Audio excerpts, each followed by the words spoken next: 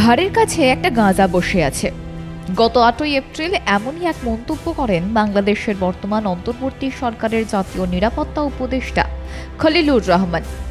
তিনি কি এমন সংবেদনশীল মন্তব্য আচমকাই করে ফেলেছেন, নাকি সত্যিই বাংলাদেশের ভবিতব্যে কোনো বড় ধরনের ঘটনার আশঙ্কা রয়েছে? অর্থাৎ ধীরে ধীরে একটা বড় যুদ্ধের চক্রব্যূহে ঢুকে পড়ছে বাংলাদেশ, যার প্রধান কারণ রোহিঙ্গা সংকট। চলুন আজকের প্রতিবেদনে বিস্তারিত আলোচনা করা যাক বাংলাদেশের বর্তমান অন্তর্বর্তী সরকারের মাথায় ঠিক কী ধরনের সমস্যা জাঁকিয়ে বসছে। চরম সংকটে বাংলাদেশ। গত এপ্রিল মাসের শুরুতে থাইল্যান্ডে বিমস্টেক সম্মেলনে মায়ানমারের উপপ্রধানমন্ত্রীকে পাশে নিয়ে রোহিঙ্গা সংকট সমাধানে একটা বেশ বড়সড় গ্যাস বেলুন ফুলিয়েছিলেন প্রধান উপদেষ্টার উচ্চ প্রতিনিধি খলিলুর রহমান। তিনি বলেছিলেন ১,৮০,০০০ রোহিঙ্গার তালিকা প্রস্তুত, আর তাদের ফেরত নিতে রাজি আছে মায়ানমার। শুধু তাই নয়, চীন সফরের পর গত ৩০শে মার্চ তিনি জানিয়েছিলেন চীনও নাকি রোহিঙ্গা প্রত্যাবাসন নিয়ে সহযোগিতায় প্রস্তুত। আর শেষ কথাটি বলে আমি আশিককে দেব, সেটা হচ্ছে রোহিঙ্গার বিষয়ে আমরা সেই প্রধান উপদেষ্টা বিষয়টি তুলেছেন এবং চীন তার সর্বাত্মক সহযোগিতা দেবে এবং পরিষ্কারভাবে চীন বলেছে যে রিপ্যাট্রিয়েশনের ব্যাপারে তারা তাদের সাধ্যমতো সফল এবং চেষ্টা করবে। চীন সহযোগিতা করবে, মায়ানমারও রোহিঙ্গা প্রত্যাবাসনে রাজি। আচমকা এমন কি হলো যে পুরো খেলা ঘুরে গেল? চীনের সাহায্য নিয়ে মায়ানমারের সঙ্গে যে মধুচন্দ্রিমার স্বপ্ন দেখছিলেন খলিলুর, তা দুঃস্বপ্নে পরিণত হলো কেন? আসলে পরিস্থিতির দিকে নজর রাখলেই বোঝা যায় কিভাবে দ্রুত নিজেদের অবস্থান থেকে বারবার পাল্টি খেয়েছেন তিনি। একবার তার নিজের মুখে শুনে নেওয়া যাক সেই খলিলুর রহমানের বয়ান বদলের রূপ। কিন্তু আমার কাছে সবচাইতে বেদনাদায়ক যেটা মনে হয় যে আমাদের ঘাড়ের উপর একটা গাজা বসে আছে রোহিঙ্গা, তার সেইটা নিয়ে কারো মিটিং মিছিল নাই, সেইটা নিয়ে আলাপ আলোচনা নাই, আছে হচ্ছে এগুলো নিয়ে রাস্তায় নামা, লুটপাট। এই ভেরিফিকেশনের প্রক্রিয়াটা 2018 সালে মিয়ানমারের সঙ্গে যে আমাদের দ্বিপাক্ষিক চুক্তি হয় সেই চুক্তি মোতাবেক হয়েছে, সুতরাং এটা একটা ভ্যালিড চুক্তি। এবং এটা মনে রাখতে হবে যে রাখাইন কিন্তু এখনো মিয়ানমারের একটা সভরেন টেরিটরি। ফিরিয়ে নিয়ে যাওয়ার জন্যে যেই প্রক্রিয়া, সেটা নিয়ে আমরা আলোচনা করেছি আরাকান আর্মির সাথে। তাদের ঘোষিত যে পজিশন সেটা হচ্ছে তারা রোহিঙ্গাদেরকে ফিরিয়ে নিয়ে যাওয়া, এটা তাদের একটা প্রিন্সিপাল পজিশন। তারা এটা প্রকাশ্যে সেপ্টেম্বরে বলেছেন এই গত বছরে আমাদের সঙ্গে আলাপ আলোচনার সময় তারা এটা পুনর্ব্যক্ত করেছেন দ্ব্যর্থহীনভাবে। অর্থাৎ ৮ই এপ্রিল তিনি আশঙ্কা প্রকাশ করলেন চট্টগ্রাম ও মায়ানমার রাখাইন অঞ্চল ভবিষ্যতে গাজা হয়ে উঠতে পারে। ১৩ই এপ্রিল তিনি আবার বললেন রাখাইন মায়ানমারের সার্বভৌম অঞ্চল। পাশাপাশি আরাকান আর্মির সঙ্গেও নাকি কথা হয়েছে, তারাও রোহিঙ্গাদের ফিরিয়ে নিতে চায়। তাহলে কি বোঝা গেল? মায়ানমারের জান্তা সরকার ও আরাকান আর্মি দুপক্ষই চাইছে রোহিঙ্গাদের ফেরাতে। অর্থাৎ আর সমস্যা থাকার কথা নয়। তাহলে ৮ই এপ্রিল গাজার সঙ্গে তুলনা টানার কারণটা কি? পাল্টি? আসুন দেখে নেওয়া যাক খলিলুর রহমান ১৯শে এপ্রিল কি বললেন। তিনি স্পষ্ট জানিয়ে দিলেন, না, এখনই রোহিঙ্গাদের প্রত্যাবাসন প্রক্রিয়া সম্ভব নয়। মিয়ানমারের রাখাইন রাজ্যে বর্তমানে যুদ্ধবিধ্বস্ত অবস্থায় রয়েছে, সেখানে এখনই রোহিঙ্গাদের নিরাপদ প্রত্যাবাসন সম্ভব হবে না বলে মন্তব্য করেছেন জাতীয় নিরাপত্তা উপদেষ্টা এবং প্রধান উপদেষ্টার রোহিঙ্গা বিষয়ক high representative doctor Khalilur Rahman.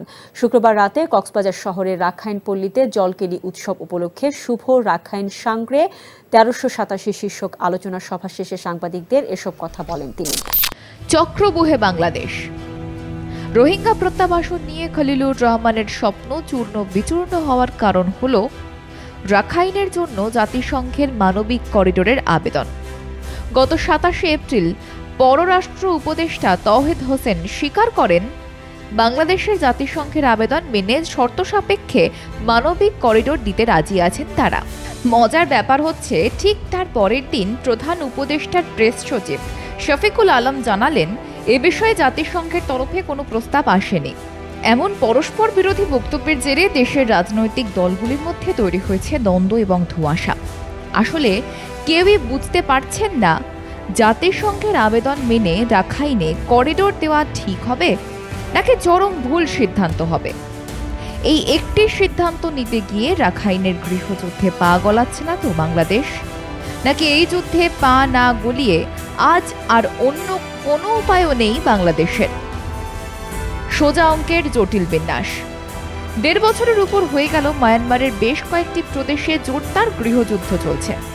বিদ্রোহী গোষ্ঠী আরাকান আর্মি রাখাইনের ৯০% অঞ্চল দখল করে নিয়েছে। ফলে এই অঞ্চলের ফসল উৎপাদন বর্তমানে নেই বললেই চলে। বিশেষজ্ঞদের মতে চলতি বছরে এই পরিস্থিতি থাকলে রাখাইনে না খেতে পেয়ে বহু মানুষ মারা যাবে। তাই জাতিসংঘ চাইছে রাখাইনে ত্রাণ পৌঁছাতে। আবার একটা অংশ মনে করছে ত্রাণের নামে আরাকান আর্মির হাতে পৌঁছে যাবে বিদেশি অস্ত্র, যা ব্যবহার হবে জান্তা সরকারের বিরুদ্ধে। আর তা যদি হয় তাহলে চীন এবং মায়ানমার সরকারের কুনজরে পড়বে বাংলাদেশ। গোটা আন্তর্জাতিক দুনিয়া জানে রোহিঙ্গা সংকট তৈরি হওয়ার পিছনে প্রত্যক্ষ মদত রয়েছে চীনের।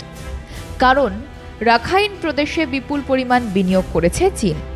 এছাড়া আরাকানে চীনের তৈরি গভীর সমুদ্র বন্দর চাওফিউ নিয়ে চীনা নিজের এনার্জি সিকিউরিটি নিশ্চিত করতে একটি বিকল্প তেল গ্যাস পাইপলাইন স্থাপন করেছে, যা একেবারেই নাপসন্দ আমেরিকার। এছাড়া রোহিঙ্গাদের ফেরাতে বিন্দুমাত্র যেমন রাজি নয় জান্তা সরকার, তেমনই রাজি নয় আরাকান আর্মিও।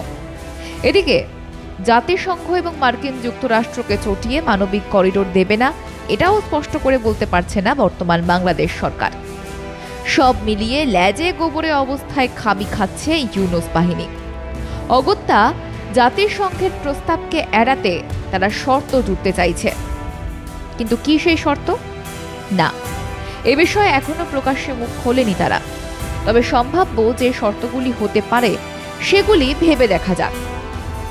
সম্ভাব্য শর্তাবলী: ১. আন্তর্জাতিক তদারকি ও নিরাপত্তা গ্যারান্টি। জাতিসংঘ, আইসিআরসি বা আঞ্চলিক সংস্থা যেন মানবিক করিডোরের ব্যবস্থাপনা ও নিরাপত্তা তদারকি করে। মায়ানমার সরকার ও সশস্ত্র গোষ্ঠীগুলির সঙ্গে একটি নিরপেক্ষ বাহিনীর মাধ্যমে সংঘর্ষহীন অঞ্চল নিশ্চিত করতে হবে। ২. রোহিঙ্গা প্রত্যাবাসনে দৃশ্যমান অগ্রগতি। বাংলাদেশ দাবি করতে পারে যে রাখাইন থেকে বাস্তুচ্যুত রোহিঙ্গাদের নিরাপদ, সম্মানজনক ও টেকসই প্রত্যাবাসনের নিশ্চয়তা ও সময়সূচি দিতে হবে। মায়ানমারকে রোহিঙ্গাদের নাগরিকত্ব, জমি এবং জীবন নিরাপত্তার নিশ্চয়তা দিতে হবে। ৩. মানবিক করিডোর শুধুমাত্র নির্দিষ্ট সময় এবং উদ্দেশ্যে ব্যবহারের নিশ্চয়তা। করিডোর শুধুমাত্র আহত, অসুস্থ এবং দুর্দশাগ্রস্ত বেসামরিক নাগরিকদের জন্য সাময়িক উদ্দেশ্যে ব্যবহৃত হবে, এই শর্ত বাংলাদেশ দিতে পারে। সশস্ত্র গোষ্ঠী অস্ত্র পাচার বা রাজনৈতিক আশ্রয় না দেওয়ার নিশ্চয়তা থাকতে হবে। ৪. আন্তর্জাতিক সহায়তা ও লজিস্টিক সহযোগিতা।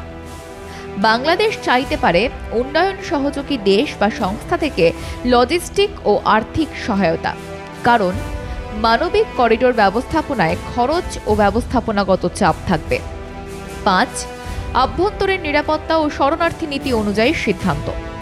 বাংলাদেশ চাইতে পারে করিডোর ব্যবহারকারীরা অস্থায়ী ক্যাম্পেই থাকবে এবং দেশের ভেতরে ছড়িয়ে পড়ার সুযোগ থাকবে না। ঝুঁকি কেন মানবিক করিডোরে? জানা যাচ্ছে ৮ই এপ্রিল ঢাকা সফরের সময় জাতিসংঘের মহাসচিব আন্তোনিও গুতেরাসকে মানবিক চ্যানেলের আইডিয়াটি দিয়েছিলেন খলিলুর রহমান। আরাকান আর্মির সঙ্গে ব্যাক চ্যানেলে যোগ দিয়ে ত্রাণ পৌঁছে দিলে খানিকটা মার্কিন যুক্তরাষ্ট্রের সহযোগিতা মিলবে। কিন্তু বর্তমানে দেখা দিচ্ছে উল্টো চিত্র। ফের দফায় দফায় রোহিঙ্গা উদ্বাস্তু ঢুকছে বাংলাদেশে। এমনকি আরাকান আর্মির সদস্যরা বাংলাদেশের ১০ কিলোমিটার অন্তরে ঢুকে উৎসবে যোগ দিচ্ছে।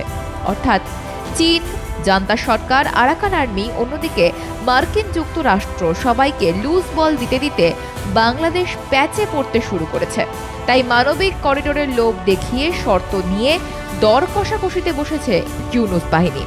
আর খাল কেটে যে কুমির আনা হচ্ছে তা বুঝেও না বোঝার ভান করে যাচ্ছেন তারা। ব্যুরো রিপোর্ট, মাধ্যম।